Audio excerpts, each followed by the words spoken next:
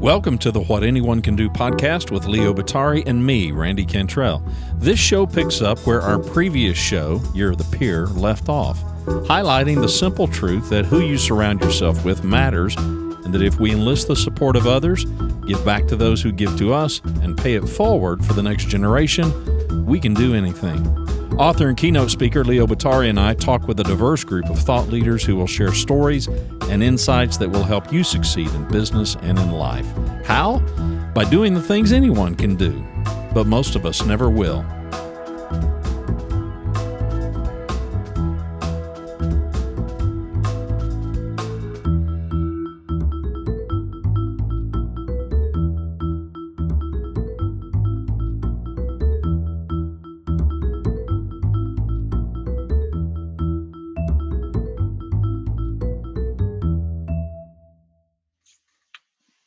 Welcome back to another episode of What Anyone Can Do, the podcast. Right in the midst of the coronavirus crisis that's global. He is Leo Batari, star of the show. The website is his name, leobottary.com. My name is Randy Cantrell. He's in California. I'm in Texas, so we're in two of the biggest populated states that I don't know. I mean, nobody's escaping. Here in Texas, the governor has taken great heat for in this current condition of not doing this statewide stay-at-home kind of a thing, leaving it to the counties because not every county, when he did this last week, had been involved. So he's taken probably appropriate heat for that measure, leaving it to the kind of the county folks to decide that. And of course, now I think at last count, there were 50 counties in the state that hadn't been touched by it. So just continues to escalate. Well, it's just so funny how everyone just wants to push these decisions down, to the local level in a way that isn't exactly what a lot of these folks, have signed up for, nor do they have the resources or experience to deal with a lot of that.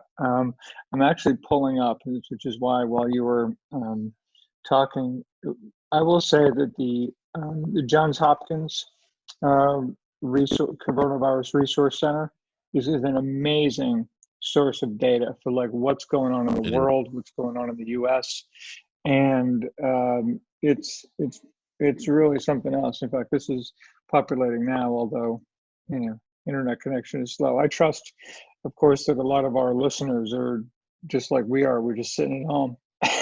And we're just, and I know not sitting at home. I think many of us are obviously very, very active. We talked about the fact that, imagine if this had happened even many decades ago, let alone,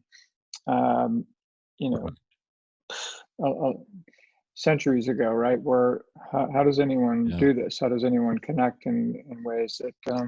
But I'm just looking at the latest numbers from Johns Hopkins, where the total number of cases is 885,687 worldwide, 44,216 deaths, over 180 countries and regions around the world. It also speaks to, we look at data like this, and I don't care if we're looking at this kind of data or customers or employees or anything, and we too often forget that these data points, if you will, represent human beings and who are not just affected because they got it or because they died from it or because you've got family members and friends who are, affected by it as well. You're looking at what's happening, obviously, in the economy and everything else, but every bit of it involves real people and real lives. And I think data sometimes can get us a bit hardened to thinking about it in real human terms. So this is something that I will say, at least where I am here, when we will take a walk or do something, it's fascinating where people are really taking social distancing seriously. I will say that, or like we like to talk about it more as physical distancing than that. But it's funny how, because everyone understands what's going on, you'll walk down the sidewalk and someone will like cross the street or will cross the street and nobody's offended by that. It just is what it is. right? Because That's typically right. it might be like, oh, great, but it's Yeah, very you just much wave and about, go on. hey, yeah, this is just what you get to, and actually people are quite friendly and smile, and they understand that we're all just, none of us know whether we have it, we don't have it, whether, nothing. So we just, operate under the assumption that we're just going to do our part, that small part we can, each as individuals. But yet, like anything else, and this applies to so many things in life, if each one of us does our part, we can do big things together. And in this case, the big thing will be stemming the tide, here, and making sure that it doesn't completely overwhelm, our healthcare system. It doesn't completely put even more people at risk of a truly dangerous situation than need be. So, it's a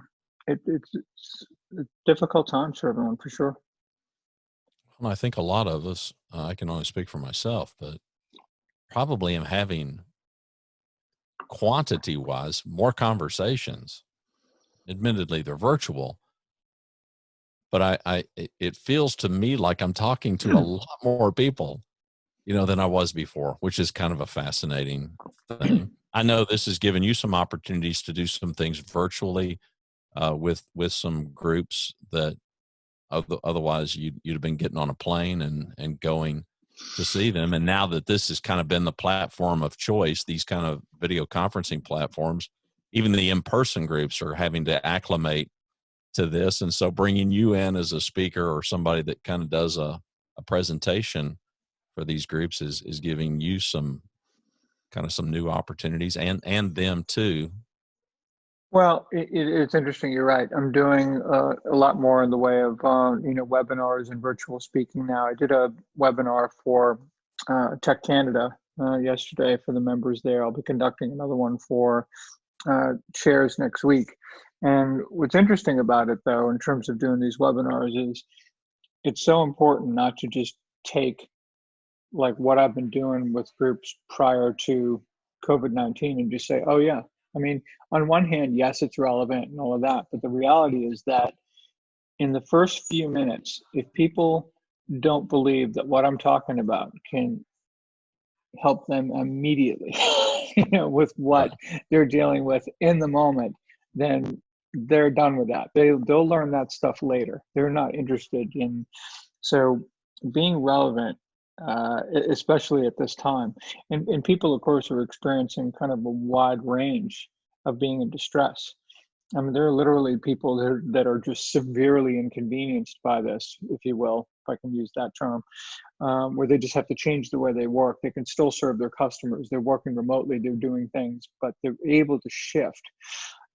Others are not finding that easy at all, and others are, in a situation where they're weeks away from running out of cash or having to shut down, or I mean, so there's a lot there. So oftentimes, I will be speaking to an audience that A, all have immediate issues. B, the range of severity, if you will, is huge as well, and trying to provide something there that can be helpful to them in terms of, because sometimes it's just one or two little things that you might get that can help you through a situation, which is why, and what we wanted to spend time talking about today is that, the importance of, if you're part of a group, if you're part of any group, whether it's, EO or YPO or Vistage or Tech Canada or wherever you may be in the US or around the world,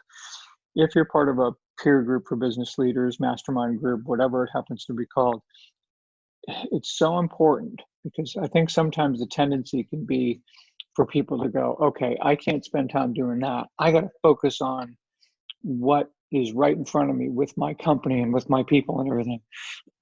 And when you start considering your group extracurricular almost versus central to being a resource that can help you do precisely what you need to be doing right now for your company, I think that's the difference.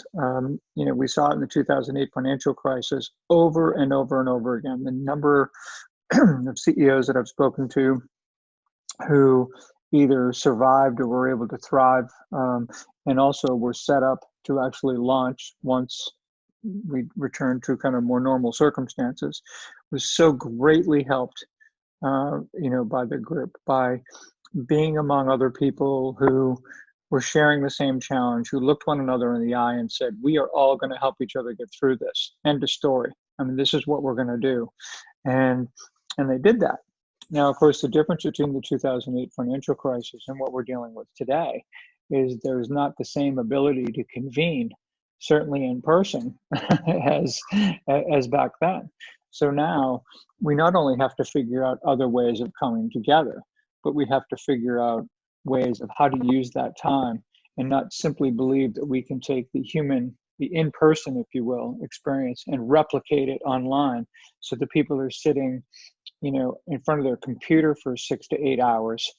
I mean, which can be insanity, especially when there really are things that people have to deal with. So it's been really great to see how groups are managing to, it's kind of like what I mentioned to you before we started the show. Years ago when online education became a thing, the tendency at the time was, all right, we have this really cool class, and here's how it operates when everyone shows up in a classroom. So we're going to take that, boom, we're going to make it happen online.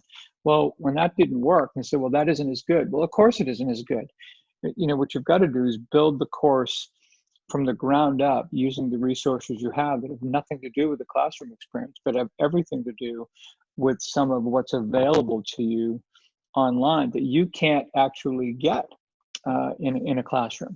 So once you think about it that way, and I think that's what a lot of groups are doing right now. They're looking about how do we get together? How do we engage one another?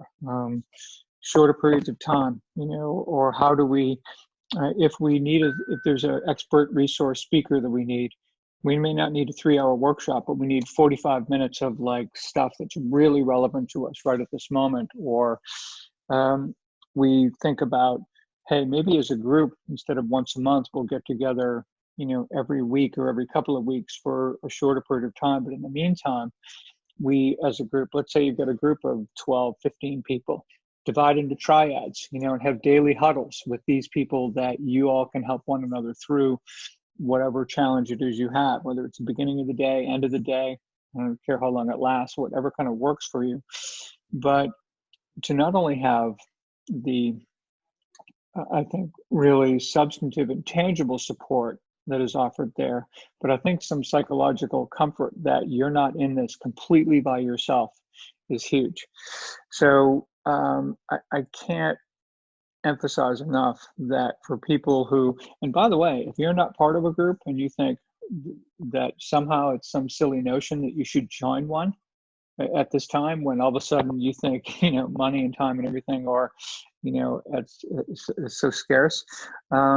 Actually, it's the time maybe to do it. It's the time to think about, how do I find a group of people that can help me through this? And conversely, you will help them as well. That everyone's going to deliver value to one another. But this is an important time to make sure that you're not doing this by yourself. And however you need to figure that out. One of the things I will say that I found out yesterday is Tech Canada has waived its enrollment fees for people, just to try to remove another barrier for people who may be thinking, I'm not sure that I can really kind of afford either the money or the time to join a group at this moment when I'm so all consumed with what I'm dealing with. And I think once people, so I certainly applaud that effort and the efforts of other groups who are doing similar kinds of things to make sure that that barrier is lower and that they can access people who can be helpful to them. Yeah, I think it's really, really important right now that to recognize we're all in this together, and how do we make sure that we are tapping into every resource humanly possible for us to be successful, because we had a lot of people counting on us. If you're a CEO of a company, you had a lot of employees, a lot of customers, and a lot of stakeholders of all kinds that are depending on you And why you would ever choose to go it alone in that regard would be beyond me. I'm finding, and I may be an outlier, but I'm finding my conversations are filled with considerably more vulnerability than ever before, which is completely understandable, but is kind of a good thing. I'm hoping that when the crisis is over, that I would hope that everybody can leverage their own vulnerability, with a group for their benefit. Some of the masking that you and I've talked about in a lot of episodes in the past, the fronting, that's gone. That dissipated pretty quickly. And as bad as it is for it to be global, I think their misery loves company and all that. I mean, there's no reason to hide now because everybody's suffering it. Everybody's feeling the pain of it all. What do you find? Go ahead. No, I'm just going to say you raise a great point here, because this isn't just an opportunity to get help dealing with what's immediately in front of you. But if you are part of a group, I would suggest that as you go through this, and if you think about this, even in the terms of the 5 factors, which I'll go over in a second real fast, the opportunity to make your group stronger than ever on the other side of this is enormous. And I think it comes down to having the right people in the room who are committed to one another and exhibiting the right behaviors like we talked about. The psychological safety piece, which you mentioned, I think people are willing to be vulnerable because they realize I got to lay it all out there, because it's so important that people have a full understanding about what I'm dealing with, and not some half-baked notion where I'm getting advice on things when they really don't get the whole picture. That being completely open and transparent is essential. And because your likelihood, your engagement with one another is going to take place in periods of time that are shorter than an all-day meeting, you've got to be that much more effective and efficient, with that time. And here you've got so much that's open, and so much at stake. Charlene Lee did a podcast yesterday talking about leadership during these uncertain times, and one of the things that she had mentioned specifically was that transparency breeds accountability in many respects, right? Because the more open everyone is about what's going on, the more accountable they immediately become, if you think about that.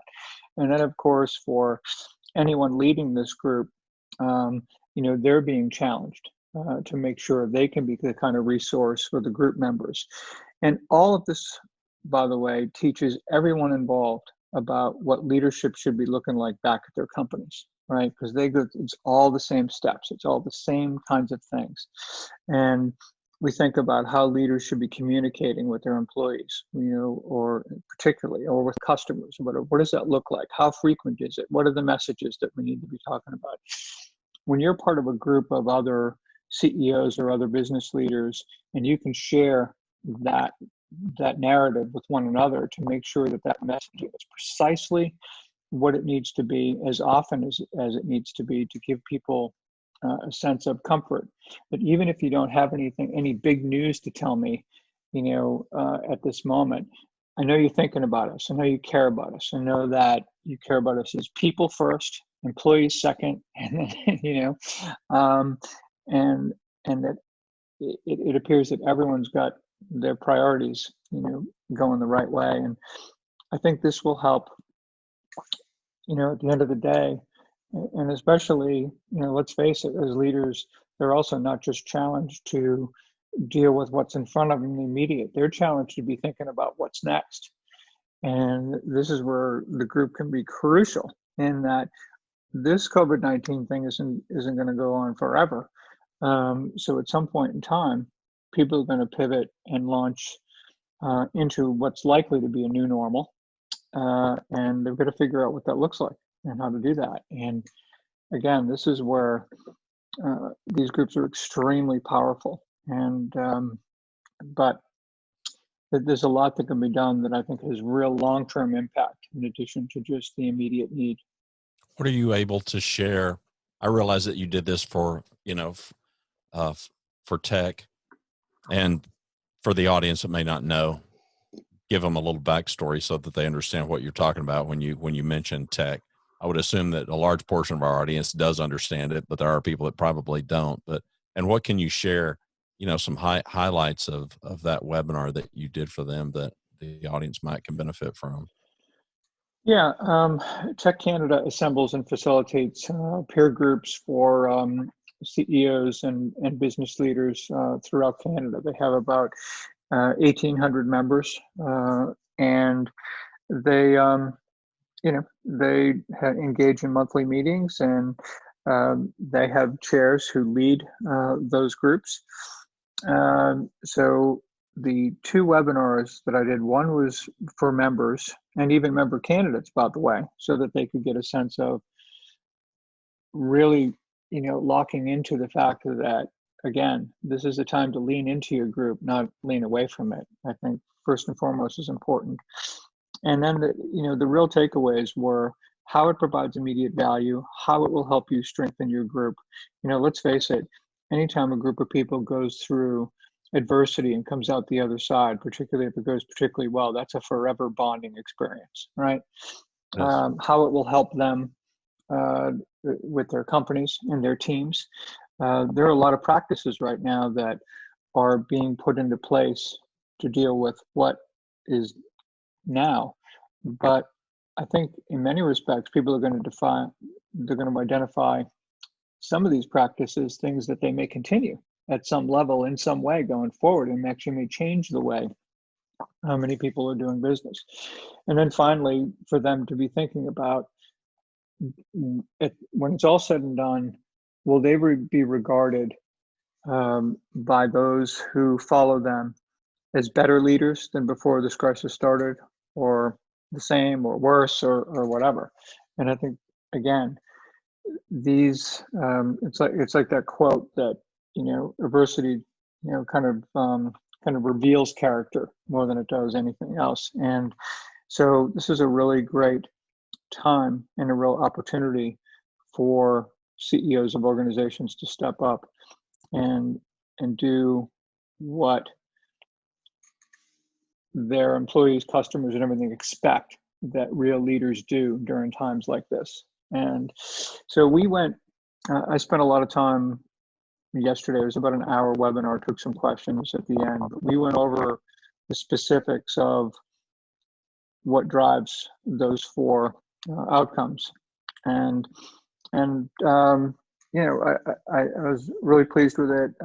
Tech Canada folks were happy with it. Of course, now we want to do one specifically for chairs where the messaging is slightly different in terms of them leading the groups. But, by and large, I think there's some similar, aspects of this, so that, every time we have situations like this, there are opportunities within that. And I think as leaders, we have to identify what those opportunities are and how we can go about doing our best there. So that was really in large part what yesterday is about.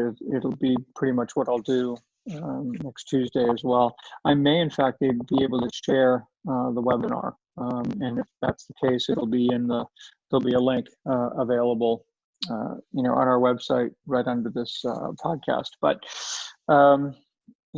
it's challenging times for a lot of people right now. Yeah, the uncertainty. I was having a conversation. My father's 96.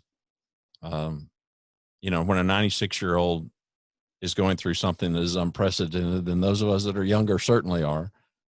But I was kind of reminiscing with him about, and it was probably more his parents that were really in the throes of the Depression, and the changes that made in just their worldview and in their practices with their personal finances and their life. And it's interesting to me, the CEOs and the business owners that I've been interacting with over the last couple of weeks. I mean, you can sense some really positive changes in behavior as far as future proofing, a term that we've kind of bannered about.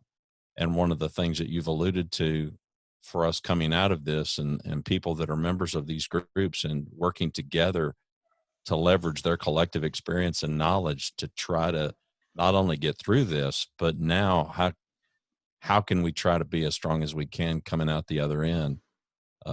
Cash flow reserves and everything else, that are in play now. It's interesting. And it's important because the opportunity piece of this, yesterday, as I mentioned, so Charlene Lee obviously is, a principal at Profit. And she led a webinar yesterday. And in one of the slides, it was a really fascinating slide. She was looking at, over a long period of time and looking at the various recessions that took place. But she was looking at basically at the bottom of where those recessions were, some of the companies that were formed during those times. Microsoft was one of them, Uber, Airbnb.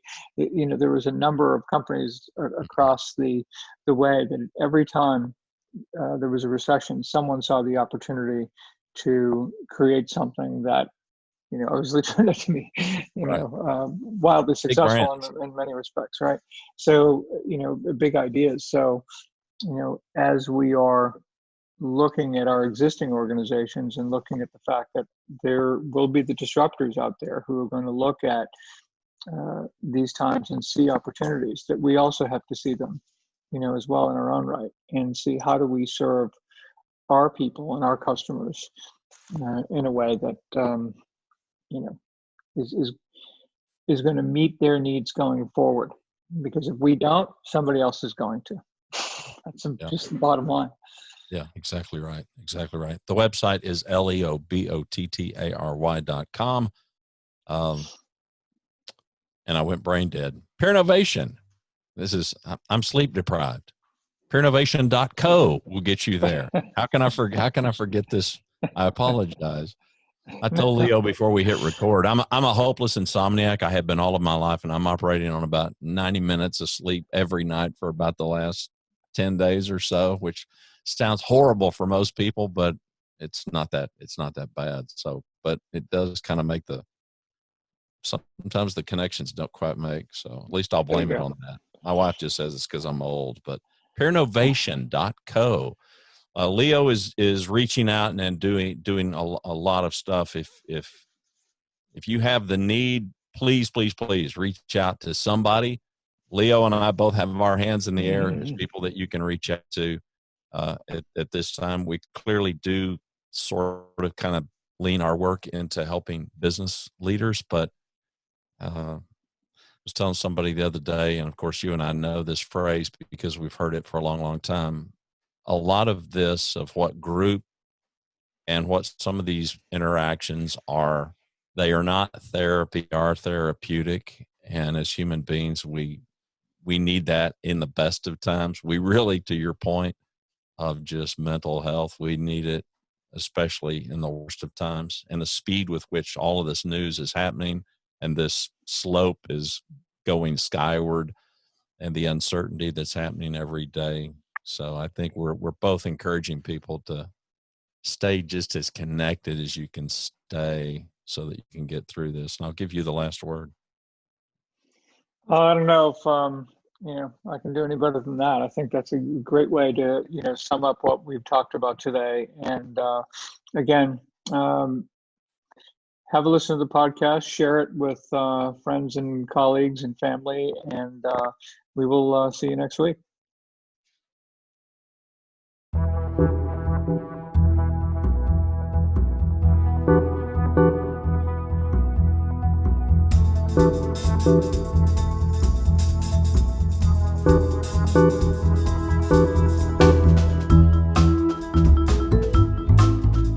To learn more about our show and what we do, to submit questions to us, and to subscribe to What Anyone Can Do podcast, please visit our website, whatanyonecando.com. What Anyone Can Do podcast is hosted by Leo Bottary and me, Randy Cantrell. Music provided by Kevin MacLeod is Vibe Ace, licensed under Creative Commons by Attribution 3.0 license. Thanks for watching or listening. We hope you'll share the podcast.